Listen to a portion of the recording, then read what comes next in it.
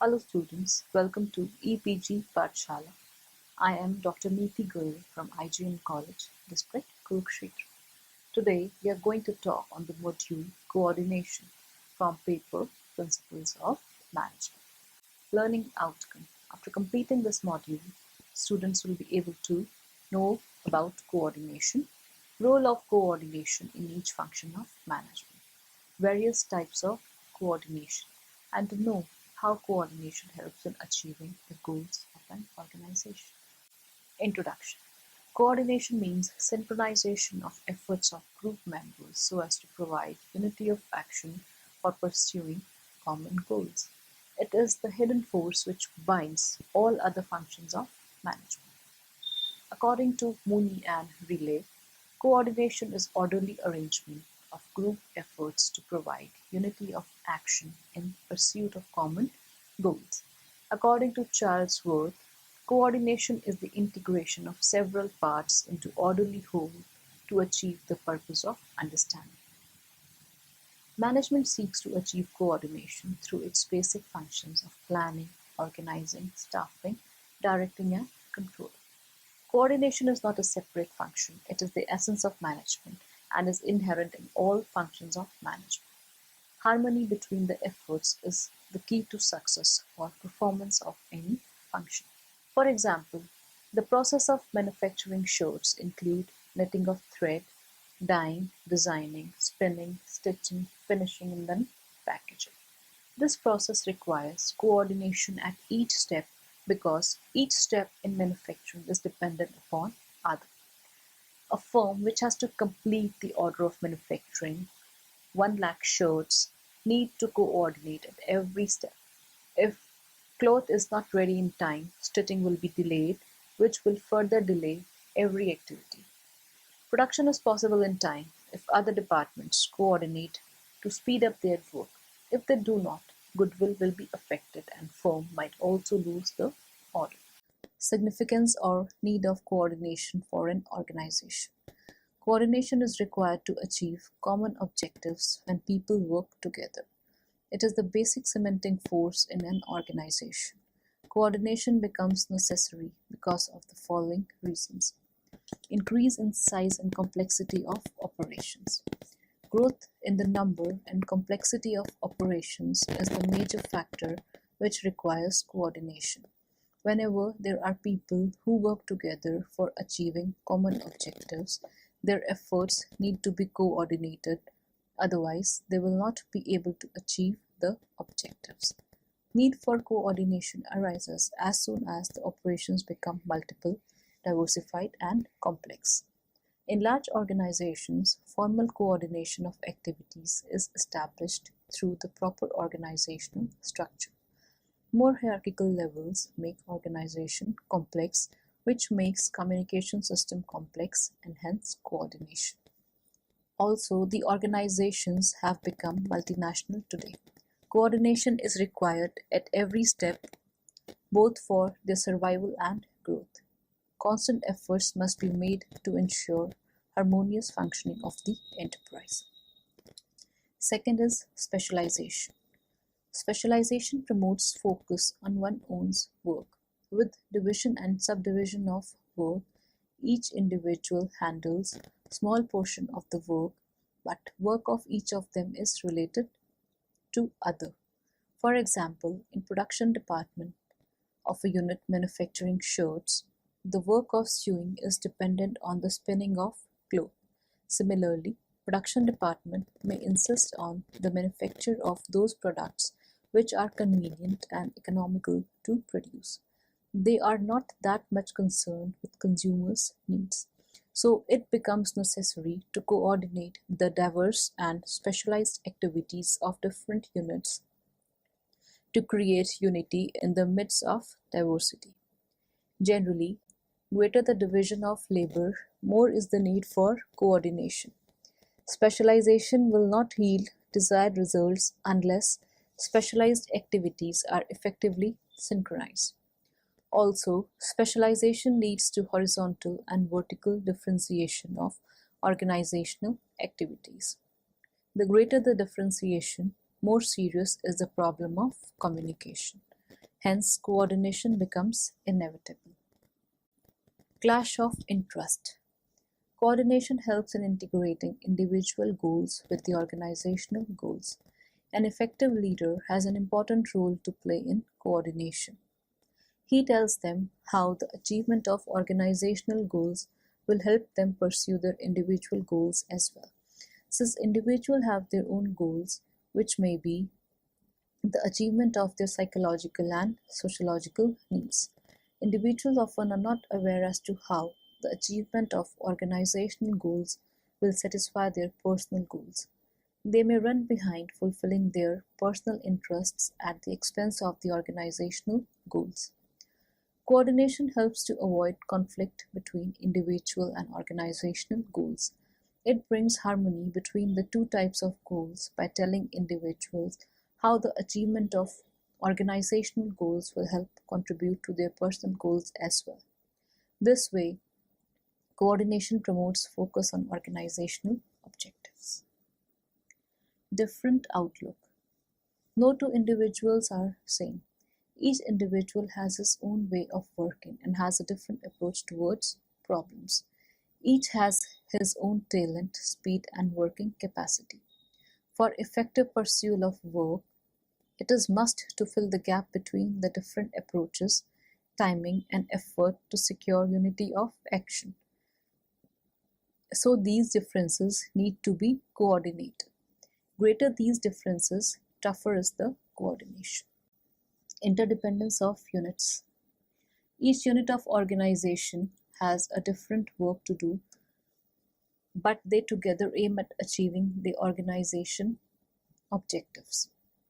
The units of an organization depend upon one another for their successful functioning. The output of one unit serves as the input of another unit. There are three types of interdependence as identified by James D. Thompson, namely pooled interdependence, sequential interdependence, and reciprocal interdependence. Under pooled interdependence, various units contribute to the organizational pool in their own way and do not depend on each other for performance of their day-to-day activities. In sequential interdependence, the output of one unit becomes the input of another. Thus, other unit cannot do its work until the work in the preceding unit has completed. In reciprocal interdependence, different units are related reciprocally and share a give and take relationship. The need for coordination increases with increase in the interdependence between organizational units. It is highest in reciprocal interdependence and least in pooled interdependence. Conflicts. Coordination of activities avoids potential sources of conflict. Coordination can be ensured through proper planning, clearly defining the roles and responsibilities and their authorities, proper communication, and through effective leadership and control procedures. Empire building. Some members in the organization may have a tendency to show their importance and hence may overemphasize their own activities. They may try to take maximum possible share of the total resources for their own units as if the units were separate entities. This tendency leads to conflicts between various organs of the enterprise, leading to lack of cooperation and self-coordination. Proper synchronization of efforts keeps check on such empire-building tendencies. Personal jealousies and rivalries. Organizations comprise of human beings and personality clashes are quite common in human organizations. These personality clashes encourage rivalry and lead to deliberate distortion of coordination. Such rivalry is often accentuated by lack of clear-cut goals and specific authority limits. Proper definition of authority and responsibilities of each and every job position serves as a formal coordination procedure and reduce possibilities of any such rivalry. Principles of coordination. Principles of coordination serve as a guide in establishing coordination within the organization and helps in making it more effective. The four principles of coordination, as given by Mary Parker Follett, a great psychologist, a great sociologist, and political philosopher, have been: principle of direct contact. The main problem which widens the gap between the organizational members is the lack of proper communication. In an organization, the entire team involved in the completion of tasks must have as much direct contact with each other as possible. It helps avoid long communication channels; inadequate communication triggers misunderstandings and organizational conflicts. Principle of coordination in early stages.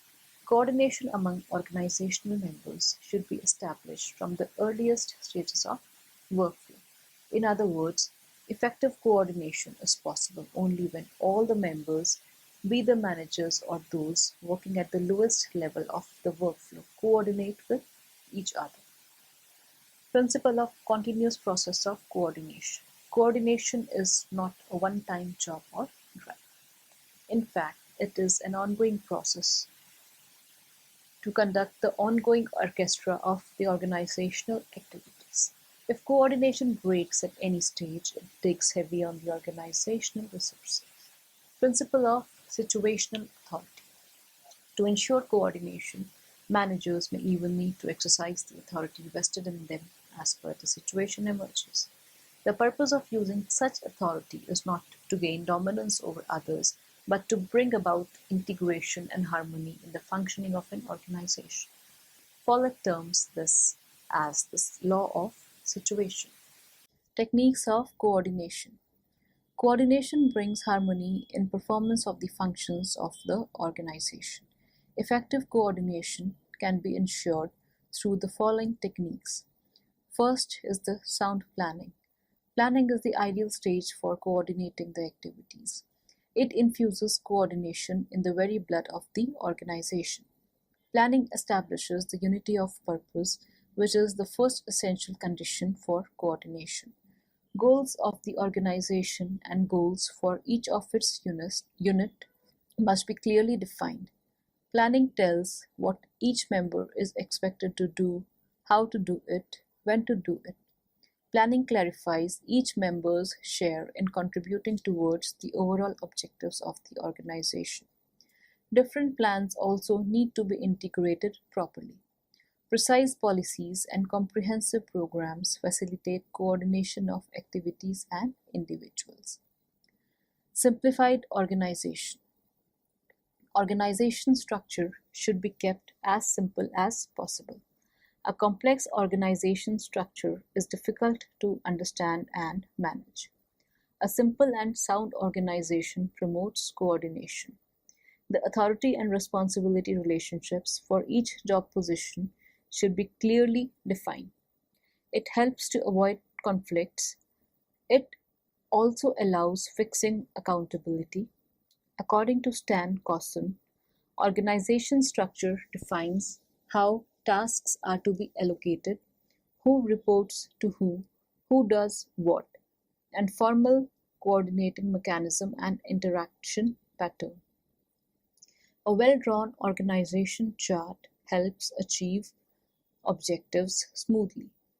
An organizational structure may sometimes need to be redesigned if it does not align with the organizational strategy. Then is effective communication. Open and regular communication is the key to coordination. Effective exchange of opinions and information helps promote mutual understanding and paves way for resolving differences.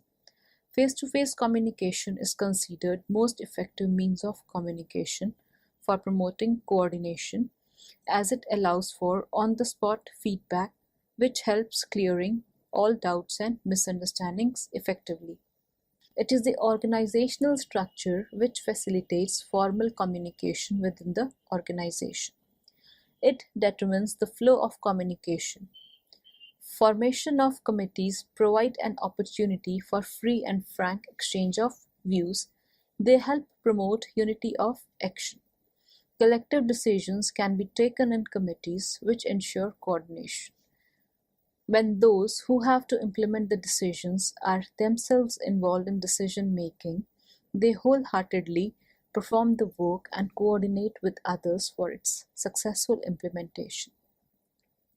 Informal communication can also serve as an effective tool for the purpose of coordination if used judiciously. Effective leadership and supervision. Effective leadership ensures coordination of efforts both at the planning and execution stage. A good leader continuously directs his subordinates towards the right path and motivates them to work together for the accomplishment of common objectives. Effective leadership helps the subordinates to meet personal goals with the organizers. When they find their personal goals accomplished through achieving organizational goals, they feel motivated and work in harmony for accomplishing the organization's objectives. Effective leadership does not require any formal authority, rules, and procedures to get the cooperation of the followers. In fact, no technique of coordination can replace effective leadership. Coordination is a human task, and a manager can accomplish it through interpersonal relations. Informal communication with subordinates is more effective to create climate of mutual trust and cooperation. Luther Gallic has described the use of leadership in coordination as coordinating by ideas. Chain of command. Coordination can also be achieved through the exercise of authority. The organizational structure defines the authority of each position and thus defines the superior-subordinate relationships. Exercise of authority through hierarchy is the traditional means of coordination. Hierarchical chain binds together the different parts of an organization and relates them to a central authority. As for example, all the subordinates are linked to their superior through the chain of command. The interpersonal and intergroup conflicts between the subordinates can be resolved by the superior by using his authority. He can issue orders and instructions to subordinates to work in coordination. However, use of formal authority for coordinating activities can just be a short-term solution. It cannot work for long and is inconsistent with the needs of mature personality. It may impair communication and decision making. Incentives. Providing adequate incentives may also secure coordination. Employees may not like to work wholeheartedly when not properly incentivized. For example, sharing of profits with the employees may be helpful in promoting team spirit and cooperation between employers. Having mutual interest reduces stiffs and better coordination. Liaison departments. Liaison officers may also be appointed in the organization to facilitate communication and coordination. In some cases, frequent contact between different organizational units is necessary. Liaison officers may be employed to link those units. For instance, a liaison department may link the production department and sales department by ensuring that production is going as per specifications promised to the sales department. Special coordinators may also be appointed in certain cases. Liaison officers work as the linking pins and compensate for lack of face-to-face communication. Voluntary coordination. Under self-coordination, members of an organization voluntarily adjust their behavior according to the needs of the situation. Every organizational unit appreciates the work of related units and modifies its own functioning to harmonize with the overall functioning of the organization. They take into account the effect of their actions on others. Self-coordination is possible when there is dedication and mutual cooperation. It results from team spirit and a sense of belongingness to the organization. For self-coordination, individuals must have adequate knowledge of organizational goals, adequate information, and should be well motivated to do something on their own. However, self-coordination cannot be relied upon fully as these conditions are hard to be fulfilled. It is not a substitute of formal coordination. Managers need to make deliberate efforts to bring unity of purpose in the activities of subordinates. Herman has rightly said, neither the principle of self-coordination nor the concept of self-adjustment is a substitute for coordination. Managers and leaders need to bring coordination so that the goal of the enterprise can be successfully attained. Types of coordination. George Terry, a great management thinker and philosopher, viewed coordination as a dynamic activity. He explained the following types of coordination: coordination within the individual, coordination among individuals of a group, coordination among groups of an enterprise, and coordination among enterprise and the forces of the world. Coordination can also be classified on the following basis. On the basis of scope, coordination can be internal coordination and external coordination. On the basis of flow, coordination can be vertical coordination and horizontal or lateral coordination. And then coordination can be procedural and substantive. Benefits of coordination. Coordination offers the following benefits or advantages: higher efficiency and economy. Coordination helps to improve the efficiency of operations by synchronizing them. It rates and balances the individual efforts and lead to harmony. Coordination synergizes the efforts. It binds organization together and enables it to make optimum use of its resources. Good human relations. Coordination improves the morale and job satisfaction among the employees. It provides cordial working conditions where employees can work with maximum efficiency. They feel a sense of belongingness towards the organization. A well-coordinated organization can attract, retain, and better utilize their personnel. Unity of direction. Coordination synchronizes the group effort so as to provide unity of action for pursuing common goals. In a well-coordinated organization, all employees work with zeal for the accomplishment of objectives. By binding together different departments and sections into one entity, coordination ensures the stability and growth of both the organization and the employees. Essence of management. Coordination is the key to all managerial functions. It is the essence of all management functions and also the end result of management. Management is nothing more than coordination of all activities and efforts and all internal and external forces which affect the organization. Organizational effectiveness. Coordination enhances the effectiveness and stability of the organization. It provides good working conditions, job satisfaction to the employees and promote sense of belongingness towards the organization. Labor unrest and employee turnover gets reduced to the minimum. Wastages are minimized. Employees feel contented and work for the betterment of the organization. It also attracts efficient personnel towards the organization. All this leads to organizational effectiveness. So students, let us now summarize what we have learned in this module. Coordination means integrating the efforts of group members to ensure unity of action to achieve common goals. Coordination binds all activities of the organization. It brings harmony between the efforts. Coordination is very important for smooth functioning of an organization. It is necessary at each step and every step and at each level of the organization, right from the planning to control. No work can be effectively completed without coordination. Coordination improves relation between employees and also between top management and lower level employees. It creates good working environment in the organization. An organization works smoothly and effectively by ensuring effective communication through sound planning, Through a sound organizational structure and through effective leadership, coordination can be easily achieved.